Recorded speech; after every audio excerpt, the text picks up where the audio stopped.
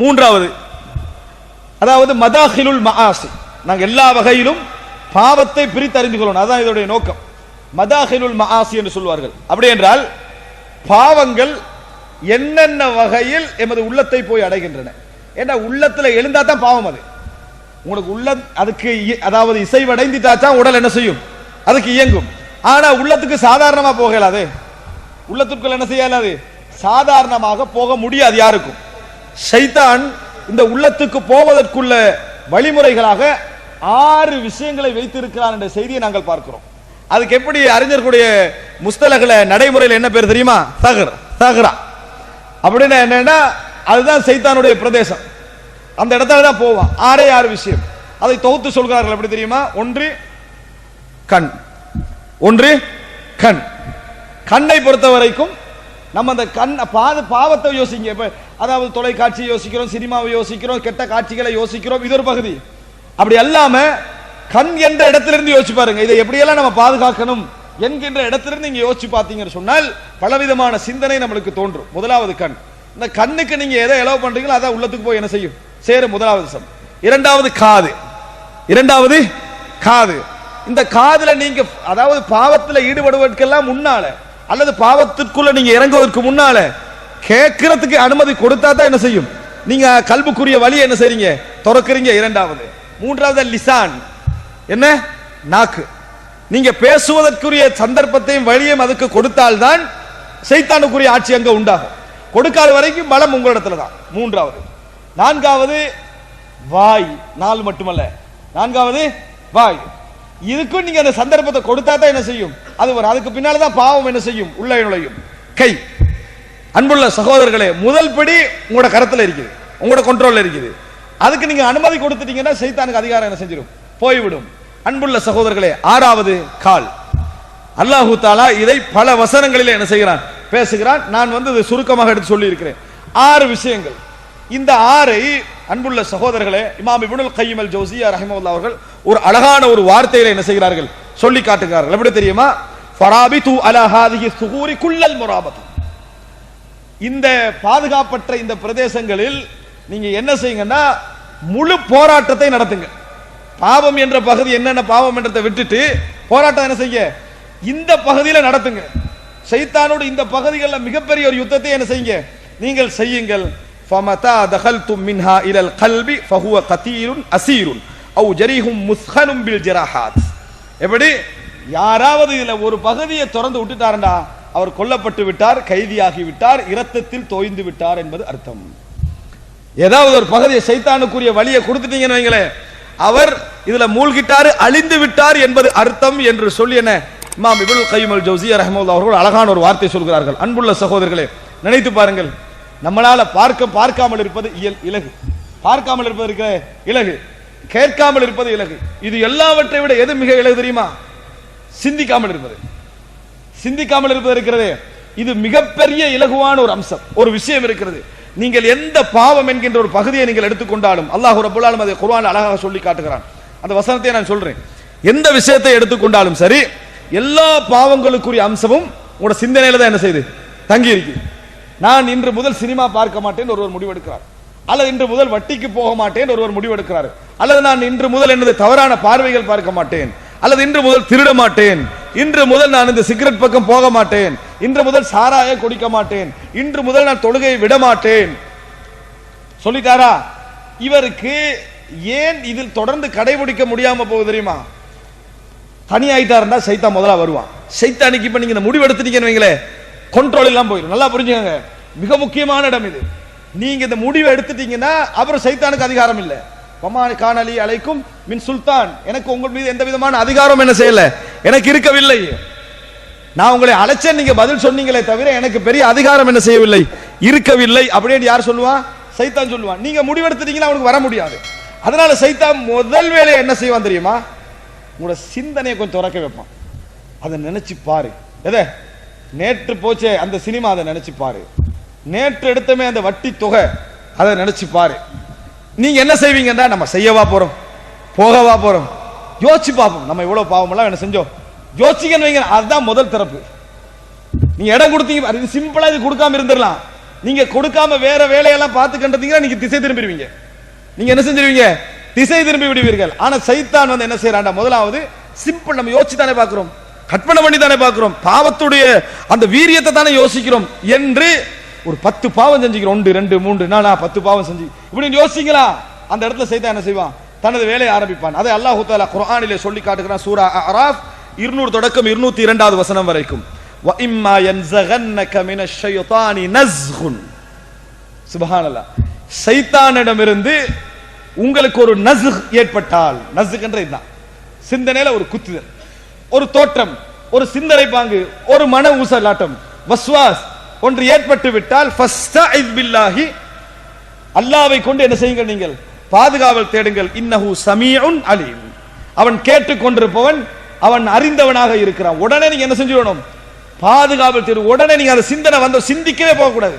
அஊது பில்லாஹி மினஷ் ஷைத்தானிர் ரஜீம், அஊது பில்லாஹி ஸமீல் அலீம் மினஷ் ஷைத்தானிர் ரஜீம். இந்த வார்த்தை என்ன செய்து விட வேண்டும், சொல்லிவிட வேண்டும். சொல்லிட்டு அல்லாஹ் தஆலா முஃமின்களுடைய பண்பு என்ன தெரியுமா, இன்னல்லதீன தகவ் இதா மஸ்ஸஹும் தாயிஃபும் மினஷ் ஷைத்தானி ததக்கரு ஃபஇதா ஹும் முப்ஸிரூன்.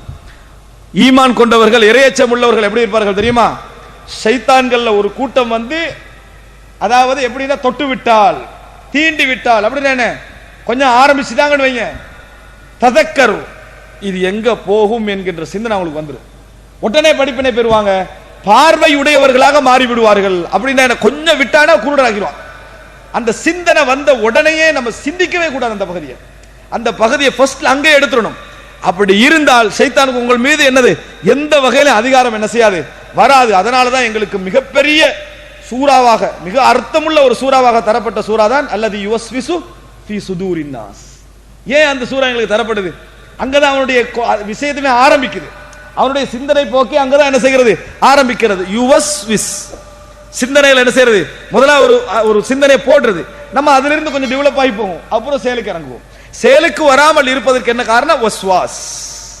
இந்த வஸ்வாஸ் என்கின்ற பகுதி, சிந்தனையில ஊசலாட்டம் என்ற பகுதி, கடந்த கால தவறுகளை மீட்டி பார்க்குகிற பகுதி, இது போன்ற ஞாபகங்கள் வரக்கூடிய பகுதி, இதை பத்தி சிந்திக்கவே கூடாது அப்படின்ற முடிவுக்கு வருவோம் என்று சொன்னால் அல்லாஹ் தஆலா அழகாக சொல்லி காட்டுகிறான்.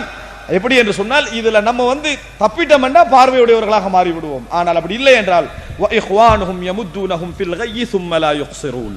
அல்லாஹ் தஆலா சொல்கிறான், ஆனா அந்த ஷைத்தானுடைய சகோதரர்கள் இருக்கிறார்களே, அவங்க அதை அப்படியே நீண்டு போய் விடுவார்கள். அதுல அவன் நீட்டிடுவான். நீட்டு போய் பின்னர் என்ன நடந்துரும் தெரியுமா, அதுல குறை வைக்க மாட்டார்கள். அப்படின்னா அதுல ஈடுபட்டுறாங்க. இந்த பகுதிக்கு நீங்க வச்சிட்டீங்கன்னு சொன்னால் உங்களால் என்ன செய்ய முடியாது, வர முடியாது என்பதை அல்லாஹ் தஆலா சொல்லி காட்டுகிறான். சூரா ஃபுஸ்ஸிலத் 36வது வசனத்தில் அல்லாஹ் தஆலா சொல்லுகிறான், ரசூலுல்லாஹி ஸல்லல்லாஹு அலைஹி வஸல்லம் அவர்களை பார்த்து, வ இம்மா யன்ஸகன்னக மினஷ் ஷைத்தானி நஸ்குன், நபியே உங்களுக்கு ஷைத்தானிடமிருந்து ஒரு நஸ்க் ஏற்பட்டால், ஒரு குத்தல், ஒரு சின்ன ஒரு சிந்தனை போக்கு உங்களுடைய சிந்தனையில வந்து விட்டால், ஃபஸ்தஇஸ் பில்லாஹ், அல்லாஹ்வை கொண்டு நீங்கள் பாதுகாவல் தேடுங்கள். இன்னஹு ஹுவஸ் ஸமீஉல் அலீம், அல்லாஹ் ரப்புல் ஆலமீன் தான் கேட்பவன் அறிந்தவன் என்று சொல்லி அல்லாஹ் ரப்புல் ஆலமீன் குர்ஆனிலே சூரா ஃபுஸ்ஸிலத்திலே சொல்லி காட்டுவதை நாங்கள் பார்க்கிறோம். அன்புள்ள சகோதரர்களே, அப்ப இது நாங்கள் 3வது புரிந்து கொள்ள வேண்டிய, 4வது புரிந்து கொள்ள வேண்டிய மிக முக்கியமான அம்சங்கள்ல ஒன்று. என்ன, ஷைத்தான் எங்களுக்குள் ஊடுருவதும் எங்களுக்குள் வருவதும் நம்ம சிந்திக்கிறதுக்கு என்றைக்கு இடம் கொடுக்கிறோமோ அன்றைக்கு தான் அந்த சிந்தனை என்ன செய்கிறது, வருகிறது.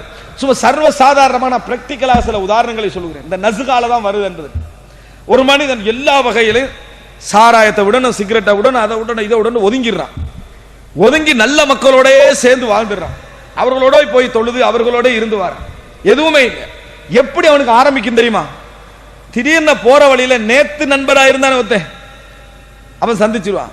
என்ன இப்ப இந்த பக்கம் காணல அப்படின்றான். முதல்ல அதான் வேலை, இந்த பக்கம் காணலேண்டு அந்த பேச்சு எடுக்க வேணாம். இவருக்கு சைத்தான் வந்து இதான் முதலாவது. இப்ப சைத்தானுக்கு என்ன தேவைன்னா ஒரு பாபு, அவனுடைய கல்புக்குள்ள போவதற்கு ஒரு பாபு. அதனாலதான் ரசூலுல்லாஹி ஸல்லல்லாஹு அலைஹி வஸல்லம் சொன்னார்கள், ஆதம் அலைஹிஸ்ஸலாத்தை படைத்தவுடன், ஆதம் அலைஹிஸ்ஸலாத்தை படைத்தவுடன் ஷைத்தான் வந்து என்ன செஞ்சான், ஆதம் அலைஹிஸ்ஸலாத்தை அப்படி சுத்தி வந்தான். ஃபரஆ கல்பஹு அன்னஹு ஹல்குன் லம் யதமாலக், அதாவது அவருடைய இதயத்தை பார்க்கிறாரு, இவருக்கு அடக்கிக்கொள்ள முடியாது, இவருக்கு கொண்ட்ரோலாக இருக்க முடியாது என்பதை ஷைத்தான் என்ன செய்தான், அறிந்து கொண்டான் என்ற செய்தியை அதாவது ரசூலுல்லாஹி ஸல்லல்லாஹு அலைஹி வஸல்லம் சொல்லி காட்டுகிறார். அப்படினால் அன்புள்ள சகோதரர்களே, சிந்தித்து பாருங்கள், ஷைத்தான் அதிகாரம் எடுக்கக்கூடிய இடம், ஊடுருவக்கூடிய இடம் அந்த இடம் தான். அப்ப இப்படி சந்திச்சமா முதலாவது அப்படி போட்டா நான் என்ன செய்வான், ஒதுங்கி போ பாப்பான். சில வேலை இருப்பட்டு சரி அதை ஏதோ உண்ட விஷயம் நம்ம போயிட்டான்னு வைங்களேன், அவன் கேட்டானே ஒரு கேள்வி, இது அவன் சிந்தனையில் டச்சாவே இருக்கு. வீட்டுக்கு வந்த பிறகு அவங்களும் நண்பர்களா இல்லையா, நம்ம திருந்தின மாதிரி அவர்களும் திருந்தினமா இல்லையா, யார் இது, இதெல்லாம் நசாஹு ஷைத்தான், ஷைத்தான் அட்வைஸ். விளங்கிட்டா, நீ மட்டும் திருந்தினா போதுமா, அவர்களும் வரணுமா இல்லையா. உனக்கு விளங்குது, நீ இப்பதான் முதல் படி வச்சுக்கிறாய், முதலாவது படி நீ இப்பதான் வச்சுக்கிறாய், நீ இப்பதான் கொஞ்சம் கொஞ்சமா மாற வேண்டியிருக்குது. நீ நல்லா எஸ்டாப்ளிஷ் ஆகின பிறகு அங்க போனா பரவாயில்ல, 2 நாள்லயே நீ திருந்திட்டாய் நல்லா வந்துட்டான்னு முடிவு தரவன் யாரு, சைத்தான் தான். அந்த முடிவு வந்துட்டான்னு வைங்களேன், உடனே இவர் போறதாங்க எங்க திருத்தறதுக்கு போறது. திருத்தறதுக்கு போன இடத்துல இவன் திருந்தினாலோ இல்லையோ அவன் அட்வைஸ் என்ன செஞ்சிடும், ஆரம்பிச்சிரு. இதெல்லாம் வேற கட்ட வச்சுக்க, எங்கள்கிட்ட வரவானா, எங்களுக்கு தெரியும் திருந்தினாக்களை பத்தி ஒரு 4 விஷயம் சொன்னான்னு வைங்களேன். அன்புள்ள சகோதரர்களே, எல்லாமே மனசுல என்ன செஞ்சிடும், ஊசலாட்டத்தை போட்டுருவான் சைத்தான். அன்றையிலிருந்து அவனுக்கு என்ன செய்யும், மறுபடி பழைய பக்கத்தின் அதாவது திருப்பி போக வேண்டிய ஒரு மனோநிலை என்ன செய்யும், அது உருவாக்கும். எல்லா இடங்களையும் நீங்க பாருங்க, சிந்தனை தான் எல்லா இடங்களையும், இந்த சிந்தனை போக்கு தான் காரணமாக இருக்கும். இன்னொரு நல்ல விஷயத்துக்கு உதாரணம் சொல்றேன் பாருங்க. நிறைய இளைஞர்கள் நீங்கள் பார்க்கலாம், சினிமா விஷயத்தில் நல்ல மார்க்கத்தோடு உள்ளவர்கள், நம்ம சினிமா பார்க்க கூடாது அப்படியே உறுதியாக முடிவெடுக்கக்கூடிய நிறைய இளைஞர் இருக்கிறாங்க. ஒரு 2 வீக்ஸ் நல்லா ஓடிடும், சரியா, போன பின்னால என்ன செய்யும்னா புதுசா அப்ப ஏதாவது ஒன்று என்ன செஞ்சிருவான், ரிலீஸ் பண்ணிடுவான். பண்ணின உடனேயே அந்த பக்கத்தால போறான்னு வைங்களேன், ஹோலை பார்த்துட்டான்னு வைங்களேன், இதுதான் கடைசி. நம்ம திருந்திரத்துக்கு முந்தைய இதை அறிவிச்சிருந்தாங்க, எது நம்ம திருந்திரத்துக்கு முந்தைய இதை அறிவிச்சிருந்தாங்க.